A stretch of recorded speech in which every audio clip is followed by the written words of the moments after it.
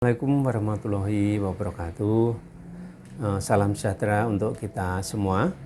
Perkenalkan, nama saya Fiderius Ismanto, SEMM, dosen Prodi S1 Manajemen di STE Anindya-Guna. Adapun mata kuliah yang saya ampu di Prodi ini sesuai dengan bidang ilmu saya, yaitu ilmu manajemen. Adapun mata kuliah yang saya ampu di Prodi Manajemen antara lain ada pengantar bisnis dan manajemen sumber daya manusia. Kemudian mata kuliah yang saya ampu di semester ini yaitu komunikasi bisnis dengan bobot 3 SKS dan 14 kali pertemuan real dan 2 kali pertemuan untuk ujian, baik itu UTS maupun UAS. Adapun metode pembelajaran yang saya gunakan pada pembelajaran pada semester ini yaitu DIA, yaitu Delivery, Interaction, dan Assessment.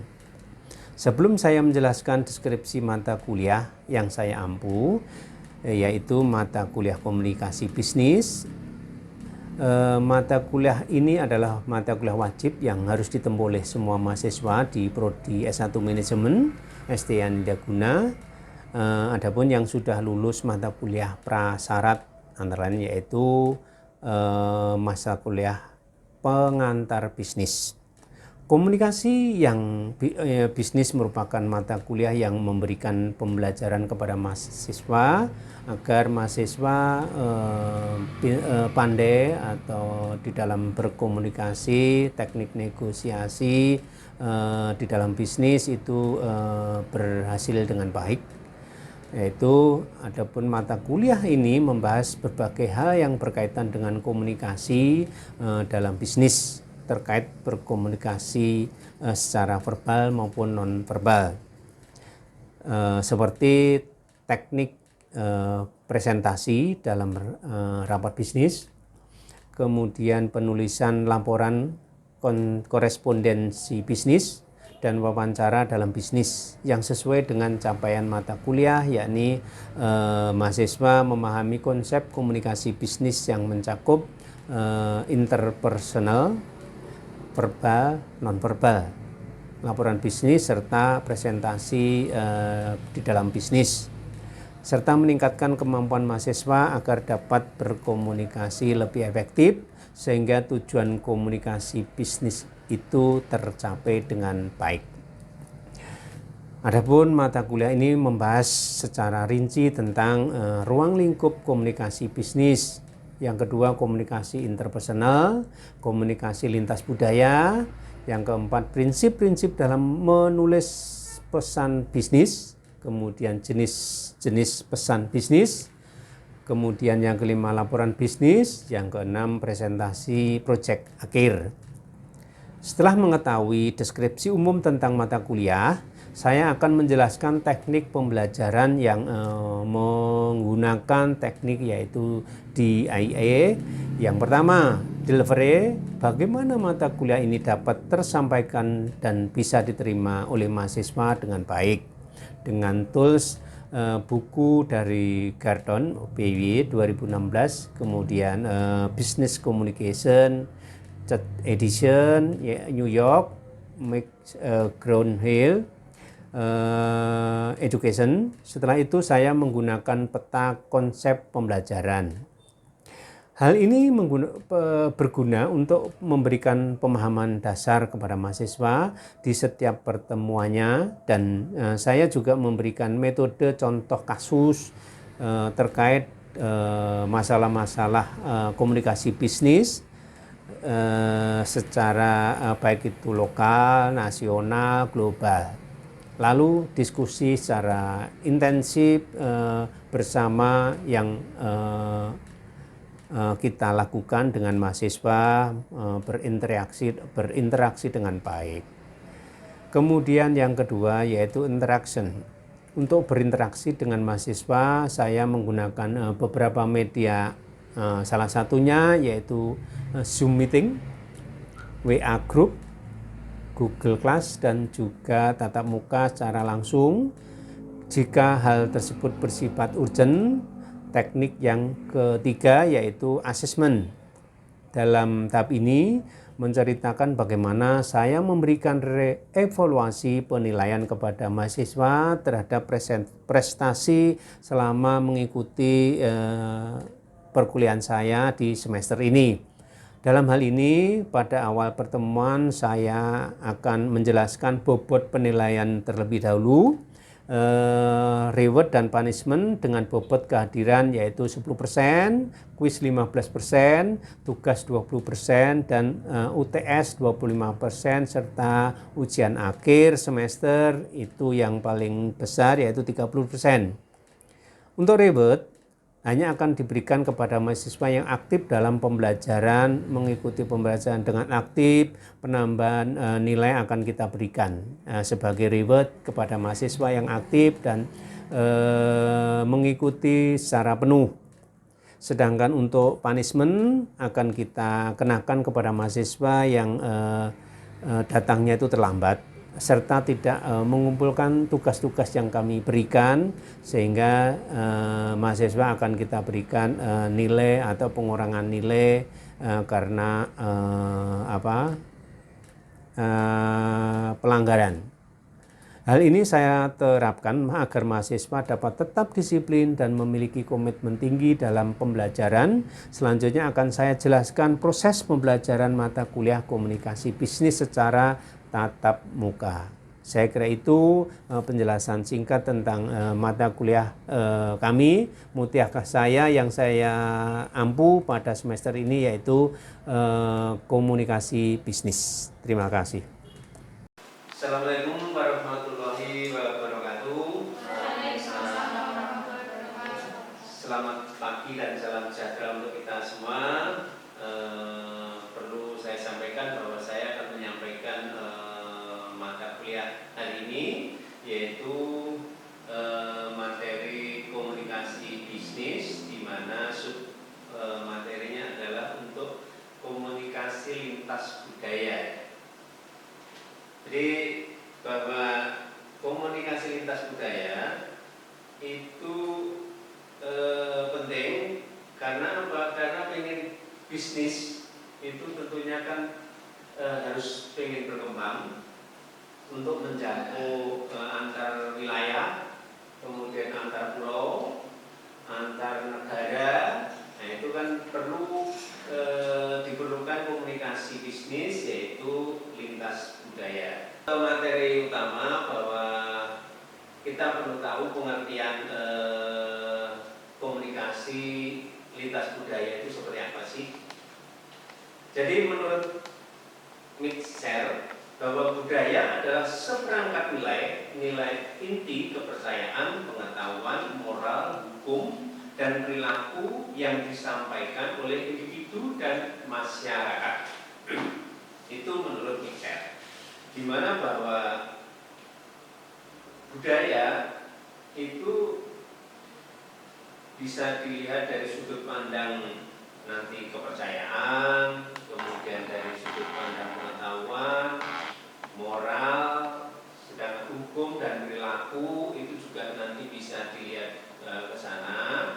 Tentunya yang disampaikan antara individu dengan masyarakat umum, masyarakat luas, itu tentunya harus tahu batas-batas karena masing-masing individu itu punya budaya yang berbeda-beda. Tentunya kita harus saling menghargai, saling menghormati, juga jangan sampai menyinggung perasaan dari pihak lawan kita atau pihak, kalau dalam bisnis ya, kalau marketing ya antara penjual dan pembeli itu harus saling menghormati, menghargai masing-masing budaya. Karena kan setiap budaya itu kan beda-beda ya, antara Jawa dengan Sulawesi, kemudian Kalimantan, budaya Jawa Barat dan lain sebagainya tentunya beda. Apalagi kalau lintas negara ya tentunya akan beda. Nah, kita harus bisa memahami kebudayaan mereka itu seperti apa. Contohnya perusahaan-perusahaan yang sudah berkembang ya tentunya kalau antar negara apa contohnya?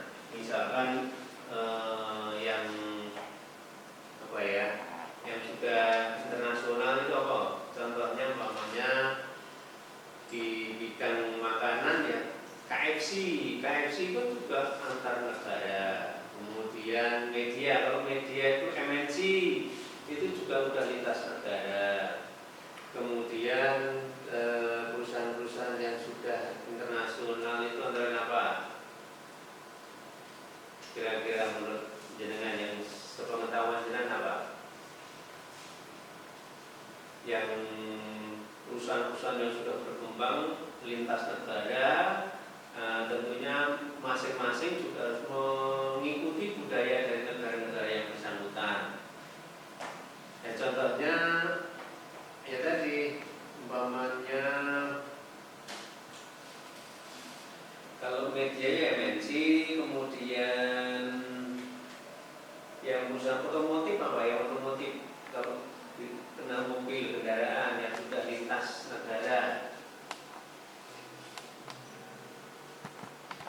Toyota kan juga dipakai dari negara mana, Jepang dan Indonesia, tentunya juga di sana ada, di sini ada, kan budaya beda. Kalau di luar negeri kan setirnya di sebelah mana, kiri atau kanan? Kalau di Indonesia kanan. Makanya kalau nanti sudah lintas seperti itu juga harus bisa memahami samping kiri. Nah, kalau nanti setirnya di kanan, setirnya di kiri kan repot. Nah, makanya itu perbedaan-perbedaan budaya itu antara seperti itu. Kemudian menurut Bovy dan Thiel bahwa budaya itu simbol-simbol kepercayaan, sikap, nilai-nilai, harapan dan norma-norma itu kan simbolnya apa? Kemudian dibandingkan dengan Jawa kan beda. Kalau Sulawesi apa? Kan ada perbedaan-perbedaan simbol yang tentunya antar wilayah itu kan beda. Misalkan apa? Kalau Sulawesi perbedaannya simbol-simbol dari individu atau simbol-simbol organisasi atau simbol-simbol kepercayaan atau keagamaan itu ada perbedaan tidak ada? Ada? Ya tentunya ada. Contohnya namanya kayak Kalimantan itu kan Dayak ya. Dayak kan tentunya kan dari sisi pakaian atau dari sisi apa itu corak di dalam ini kan komunikasi bisnis, yaitu kita harus menyesuaikan. Umpamanya budaya Kalimantan Timur kan suku Dayak kalau dikasih umpamanya kuliner yang khas di sana apa, kayak Sulawesi kan ada khusus yang apa, soto Makassar. Siapa yang Sulawesi? Tidak ada. Soto Makassar kan beda loh. Nah, kalau orang Jawa dikasih soto Makassar kan mungkin beda. Untuk kalau masakan soto Makassar di wilayah yang tidak tepat, itu kan juga nanti kan kebelinya kan juga lebih ini ya.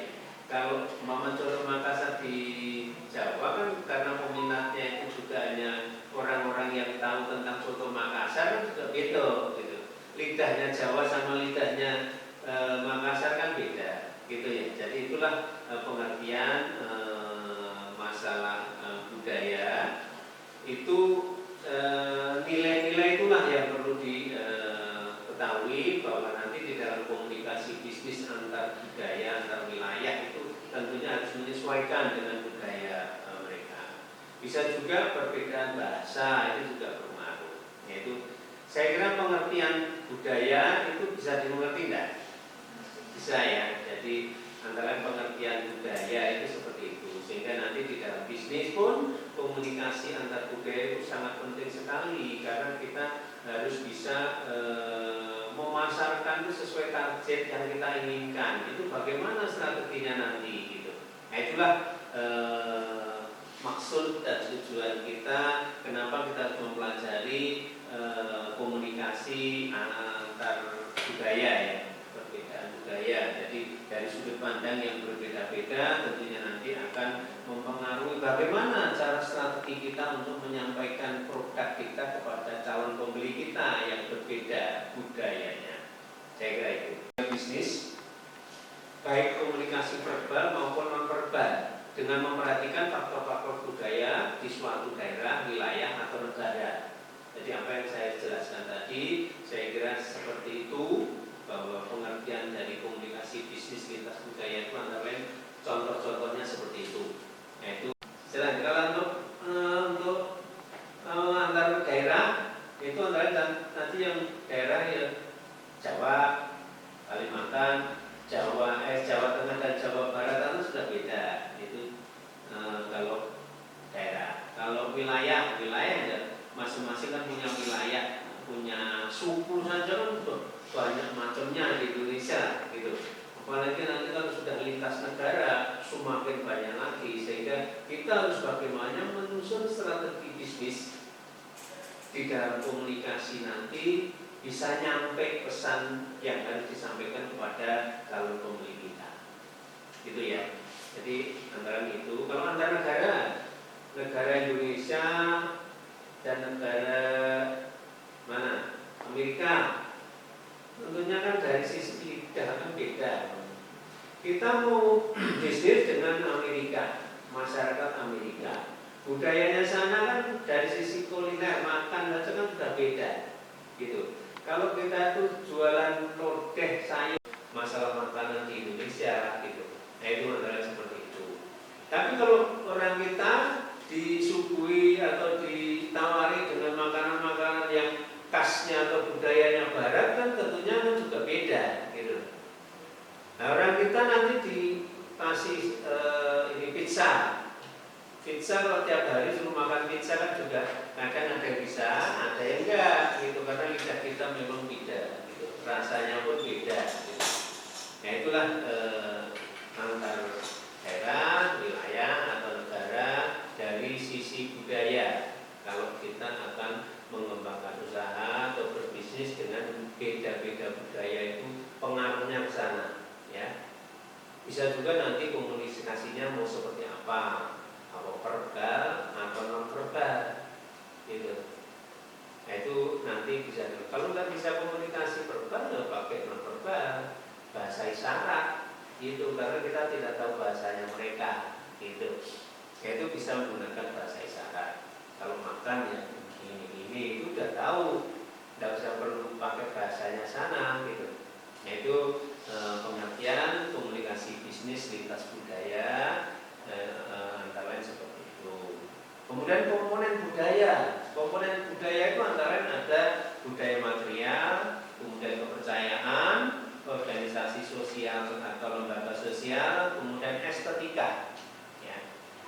Sedangkan kalau budaya material adalah teknologi. Teknologi yaitu mencakup teknik atau cara yang digunakan untuk mengubah dan membentuk material menjadi produk yang digunakan oleh masyarakat. Contohnya apa? Produk-produk UMKM, produk-produk kerajinan lokal, daerah, masing-masing kan punya kerajinan. Bahan bakunya juga beda, gitu. Bahan bakunya di wilayah kita itu seperti apa? Bagaimana supaya merubah menjadi produk yang bisa bisa terjual, bisa mendapatkan ekonomi, bisa mendapatkan uang. Nah itu harus dari sisi budaya material itu seperti itu, antara lain harus bisa merubah bentuk jadi produk yang bisa menghasilkan uang itu seperti apa. Budaya lain sehingga nanti coraknya beda gitu. Bisa juga karena bahan baku saya kurang, kemudian kami ngambil dari bahan baku dari wilayah lain, kemudian dari sana menjualnya setengah jadi, kemudian kita pakai, kemudian kita olah kembali menjadi produk jadi, tapi lain budayanya, lain coraknya, lain estetika. Kemudian komponen budaya sudah, kemudian tingkatan budaya gitu. Tingkatan budaya itu ada tiga, formal, informal, dan teknis. Formal itu apa? Yaitu merupakan tradisi atau kebiasaan yang dilakukan oleh masyarakat. Nah, contohnya apa? Gotong royong. Ya, terus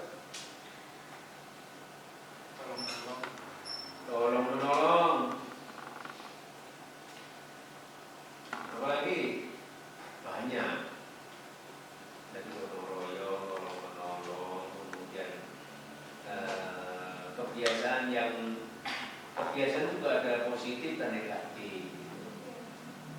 Tapi harus kita berikan yang positif gitu, karena namanya bisnis atau usaha itu kan harus pola pikirnya kan yang negatif harus diubah menjadi positif. Tapi juga ada budaya negatif dipakai untuk ajang bisnis.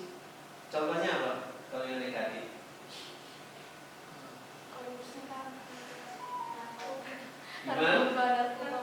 Narkoba. Sisi informal yang kadang kita itu tidak mengalami, hanya mendengar, tapi kita bisa menggali. Kemudian kita wujudkan dalam bentuk kreasi, karya, sehingga bisa menghasilkan uang. Itu juga termasuk komunikasi bisnis budaya, dari sisi budaya.